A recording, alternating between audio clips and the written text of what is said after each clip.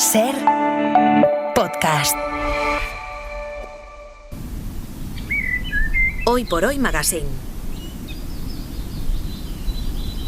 Ser podcast. Usted no sabe con quién está hablando, así se llama la sección en la que el equipo me propone hacer una entrevista sin decirme el nombre ni el trabajo del invitado. Ya conocen el juego, ¿eh? El encuentro real, pero imaginado, fuera del estudio, porque no puedo salir de aquí, ocurre en un lugar elegido por el entrevistado. Y hoy la cita tiene lugar en el Ripollès, en el Pirineo de Girona. Debemos estar a unos 2.000 metros de altitud, justo cuando acaba el bosque de pinos negros y empiezan las praderas de alta montaña. Junto a un roquedal me espera un hombre con unos prismáticos y yo me voy a acercar a saludarle. ¿Qué tal? Muy buenos días. Hola, buenos días. Menos mal que la cita ha sido a 2.000 metros, que todavía ya me parece un poco grave, porque si me llegan a decir 8.000 metros tendríamos que haber subido con oxígeno hasta aquí arriba. Sí, aquí podemos ver esas cumbres de prácticamente 3.000 metros, pero a 2.000 se llega bien, y a sobre 2000, todo con la sí. sombra del bosque, que hoy hace un día soleado muy bonito, entonces pues más fácil. A 2.000 con mis zapatos de caminar he llegado. ¿Por qué me has citado precisamente en este punto? ¿Qué hay aquí? Bueno, y es un doble motivo. Primero es que está muy cerca de casa y puedo llegar caminando, un paseo que, bueno, sí que es hacia arriba, pero es muy agradable. Y el otro es que el trabajo que estoy haciendo actualmente, pues aquí está el objetivo principal. ¿Qué trabajo haces actualmente? Bueno, ahora estoy buscando lobos. Estoy yendo en diferentes lugares de la península ibérica, por toda España y Portugal, sí, incluso más allá, pues buscando al lobo. Y aquí pues también hay lobos. O sea, ¿en este punto del Pirineo hay lobos? Pues sí, es que además la historia del lobo en los Pirineos es muy, muy, muy interesante. Y aquí en concreto, en el Pirineo de Cataluña, donde luego comentamos, donde todos los lobos se extinguieron, se mataron, de hecho, el Pirineo de Cataluña, el Pirineo de Huesca, de Navarra y todo el Pirineo francés, pues han vuelto hace un par de décadas que están volviendo los lobos aquí. ¿Y por qué han vuelto? ¿Cómo han vuelto? Curioso es que cuando hubo las primeras evidencias de que algún lobo estaba en el Pirineo, pues el Departamento de Medio Ambiente pues fue a ver si era verdad, y vieron que había unos rastros, se tomaron muestras de pelo, y cuando se analizó ese ADN, pues sí, bueno, se pensaba que esos lobos pues habrían venido pues de La Rioja, de Navarra, de Aragón, donde los lobos ibéricos pues tienen un poco el límite hacia el este de la península, pero se descubrió que no, que esos lobos habían venido desde Italia, eran de la población italiana que después de recorrer los Apeninos habían cruzado los Alpes marítimos en Francia, y habían cruzado todo el sur de Francia y llegaron a Pirineos, y desde pues estas últimas 2 décadas ha habido un constante flujo de lobos de origen italiano, algunos que sí que han llegado a criar en Francia, sur de Francia, y que están entrando ya no solo al Pirineo de Cataluña, sino también al Pirineo aragonés. Y es fácil encontraros, lo digo porque uno se imagina paseando. Claro, es que uno se imagina paseando por la montaña, o sea, donde llegamos la gente que camina lo normal por la montaña. ¿Puedes encontrarte un lobo? No, un lobo es complicado. Aquí es todavía más, porque claro, aquí hay muy pocos lobos. De hecho, no han llegado a criar, y son ejemplares que puede haber una docena, entre 12 y 20 lobos en toda la cordillera de los Pirineos. Aquí es muy, muy complicado. En otros lugares de la península de España, pues por ejemplo la cordillera cantábrica, hay una densidad mayor. Aún así sigue siendo pues muy, muy, muy difícil, y por eso, pues bueno, ahora llevo 5 años con el nuevo proyecto sobre los lobos, y hace 15 años hice otro libro sobre el lobo, y bueno, pues a lo mejor pues una de cada 15 o 20 veces que salgo a intentarlo, pues logro encontrarlo. ¿Por qué sabes tanto de lobos? ¿Por qué? Bueno, soy fotógrafo, también periodista y organizador de documentales, especializado en naturaleza, y el lobo quizás sea la especie a la que he dedicado pues más trabajos y más tiempo. O sea, tú te dedicas sobre todo a fotografiar, en este caso lobos. Ahora te preguntaré por otros proyectos, pero en este caso tú estás buscando lobos. En estos últimos 5 años he trabajado en un libro que acabo de publicar sobre el lobo, y algunos reportajes en prensa, y ahora mismo pues estoy trabajando lo que será un largometraje documental de cara al año que viene, o sea, una película documental sobre el lobo, en el que ya serán pues casi 6 años trabajando con ello. No te he preguntado por tu nombre, ¿cómo te llamas? Me llamo Andoni Canela. Andoni Canela. Andoni, ¿qué tal? Encantado. Es muy difícil fotografiar un lobo. Bueno, primero encontrarlo, que entiendo que son muchas jornadas en blanco para el momento. La clave es encontrarlo, y encontrarlo pues necesitas la experiencia, el saber identificar por dónde se mueven los lobos, seguir sus rastros, y una vez que ya sabes, pues también tienes que, en la zona concreta donde estés, porque esa es otra, o sea, los lobos viven en muchísimos sitios, pero su comportamiento difiere dependiendo de sus presas y del hábitat. Entonces, cuando tienes toda esa información, que sabes por dónde se mueven y los horarios, hay zonas donde son solamente nocturnos y todavía lo complica más. Cuando sabes eso, y ahí la clave es la constancia, esperar y también pues un poco de suerte, porque te digo, hay veces que estás 10 días seguidos y es el día 11 el que tienes muchísima suerte. Si no has tenido la paciencia para esperar, pues pero tú pues detectas la zona y claro, porque tú me dices, por ejemplo, los lobos que hablábamos del Pirineo de Girona son lobos que han venido de Italia. Claro, entiendo que son animales que están en continuo movimiento, pero si tú detectas una zona por la que están, más o menos sabes que durante un tiempo determinado se van a mover por ahí. Sí, aquí en concreto, donde estoy ahora, es uno de los puntos de entrada, está cerca de la frontera con Francia, es uno de los puntos de entrada, pero también es un punto donde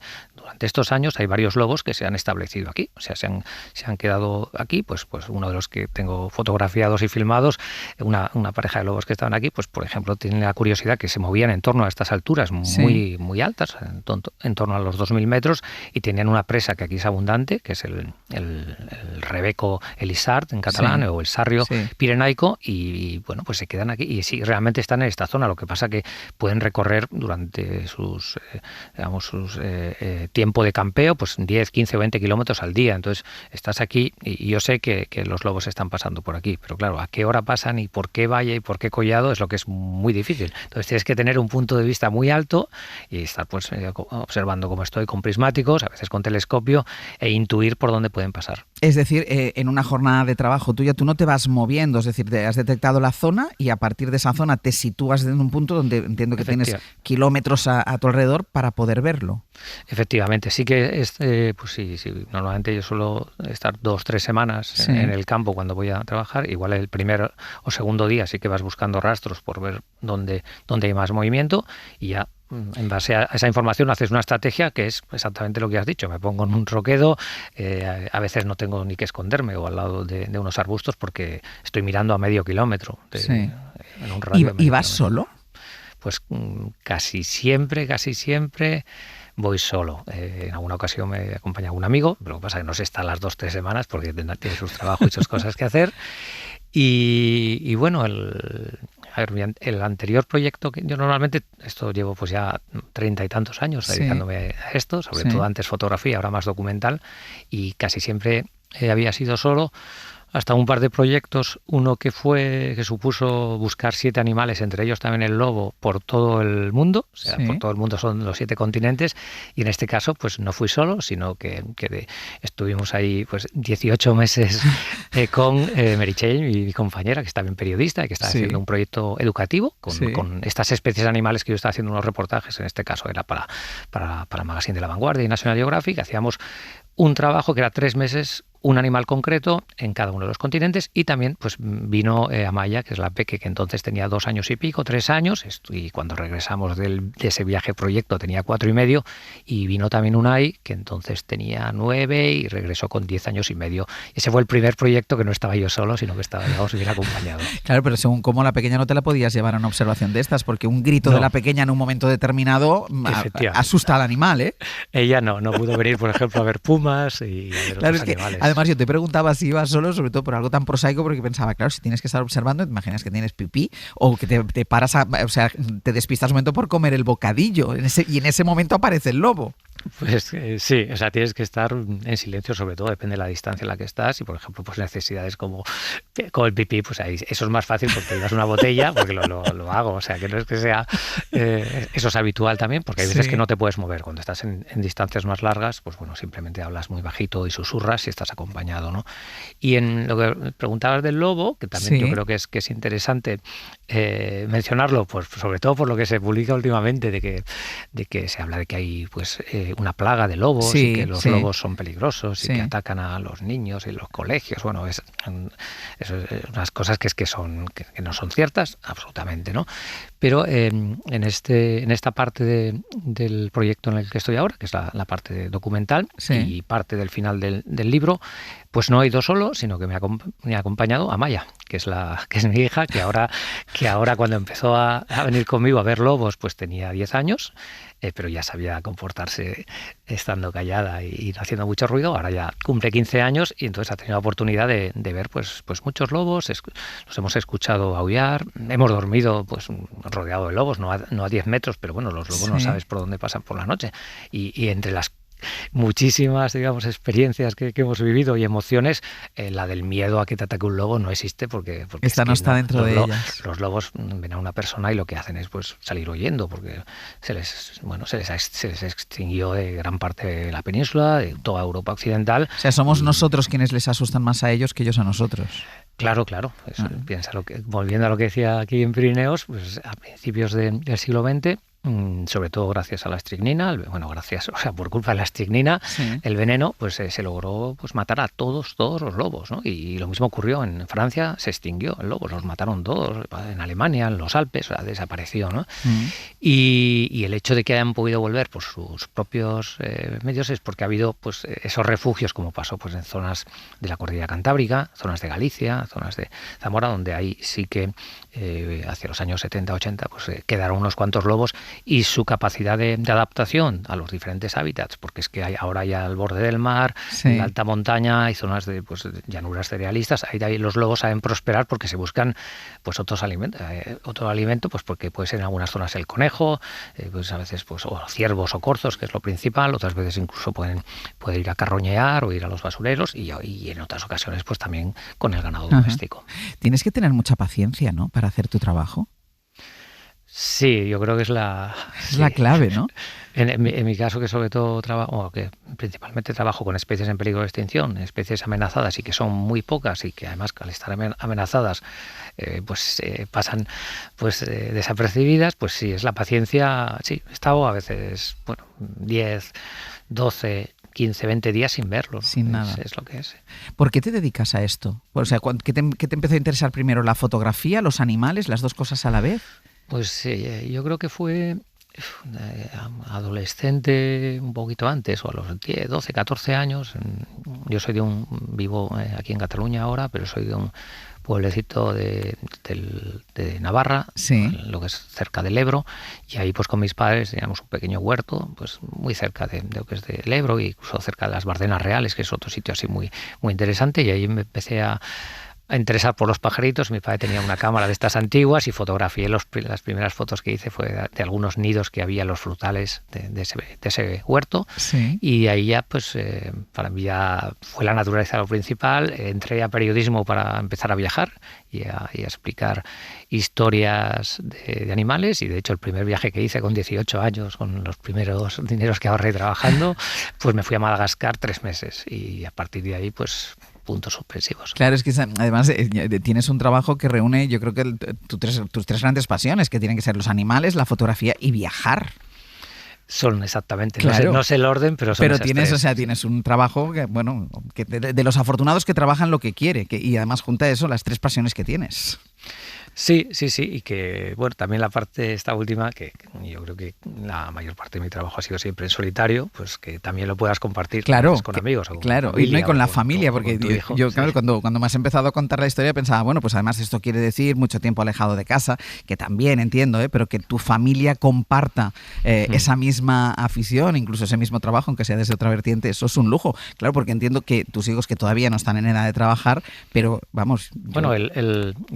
Unai, que claro, que el viaje pues cuando lo acabamos fue hace aproximadamente... O sea, cuando disteis la vuelta años. Al mundo buscando animales. Exacto. Sí. Entonces, de hecho, mi anterior trabajo a los lobos es Panteras, en el que fuimos, en este caso los dos, porque me acompañó en todos los viajes, fuimos a buscar a los grandes felinos del planeta, los dos juntos durante 5 años, ¿no? Que acabó también en una serie de reportajes, libro y una película, una serie en televisión española. Entonces, uno de los...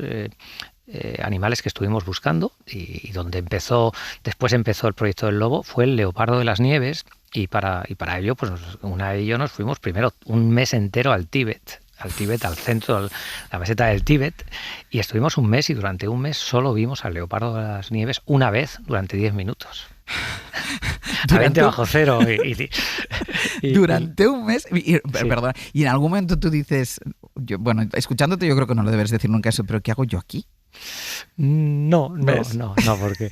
Y luego es que hicimos 2 viajes más al norte del Himalaya, en la zona de Ladakh, en India, y hicimos 2 viajes más. Ahí en uno de ellos tuvimos más suerte, vimos un leopardo con las crías, y bueno, al final fue el gran felino principal del proyecto.